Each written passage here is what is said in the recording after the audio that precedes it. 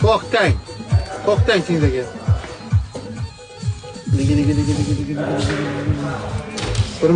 Burma, ketdi.